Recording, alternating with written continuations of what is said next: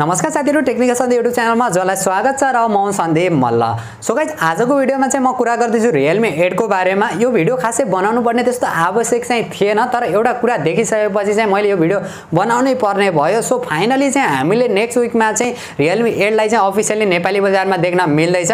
Phone एकदमै बबाल रहेको छ, हजुरलाई थाहा नै छ, यसको बारेमा भनिराख्न चाहिँ पर्दैन किनभने अलरेडी हामीले 3-4 वटा भिडियोमा चाहिँ यसको बारेमा कुरा गरिसकेका छौं।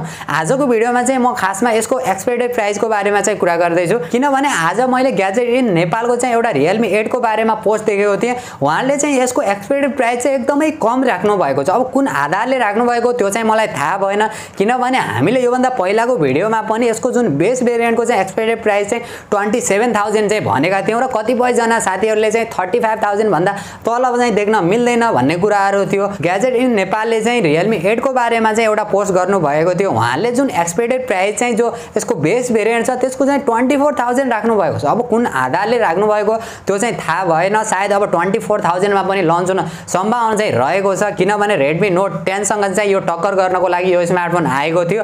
अब इन्डियन मार्केटमा चाहिँ टक्कर गरिरहेकै छ, हल्का फुल्का तलमाथि भए तापनि, तर हाम्रो नेपाली बजारमा चाहिँ एक्सपेक्टेड प्राइस एकदमै हाई गरिएको थियो यो भन्दा पहिला किनभने यो भन्दा पहिला Realme ले जति पनि स्मार्टफोन लन्च गर्थ्यो एकदमै ओभर प्राइसमा नै लन्च गर्थ्यो। त्यसैले मैले चाहिँ 27000 को चाहिँ एक्सपेक्ट गरेको थिएँ यसको जुन बेस भेरिएन्ट। ग्याजेट इन नेपालको त्यो पोस्ट देखिसकेपछि चाहिँ मलाई चाहिँ एकदमै अचम्म लाग्यो। यो प्राइसमा यदि Realme 8 आयो भने चाहिँ एकदमै बबाल हुनेवाला छ। सो गाइस, यही थियो आजको चाहिँ अलिकति छोटो चाहिँ मैले न्यूज मात्र दिम भनेर यो भिडियो बनाएको। त्यस्तो अरु फिचर स्पेसिफिकेसनको बारेमा चाहिँ म कुरा गर्दैन।